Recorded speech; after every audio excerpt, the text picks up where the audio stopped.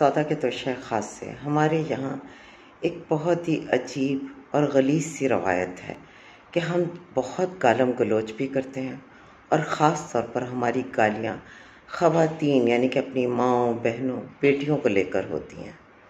बहुत बरस पहले मेरा बेटा जब ग्रीन हॉल जाता था तो वहाँ पर बलूचिस्तान का एक बच्चा आया, फरीदून।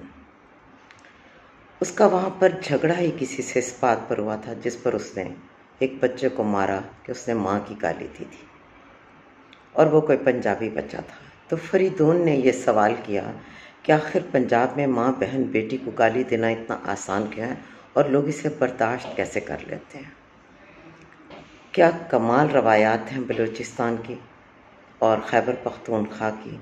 अल्लाह पाक हमें हिदायत दे कि हम गालम गलोच से वैसे ही रुक जाएं और अगर दिल हमारा बहुत ही बेताब रहता है कि हमने गालियाँ देनी है तब हम नई गालियाँ ईजाद करें जो मर्द मर्दों को ही दें, बजाय कि किसी भी मर्द को गाली देने के लिए उसकी खातून रिश्ते को इंगेज करें, उसको रुस्वा करें। बेहतर है कि मर्दों के लिए नई गालियाँ ईजाद करें।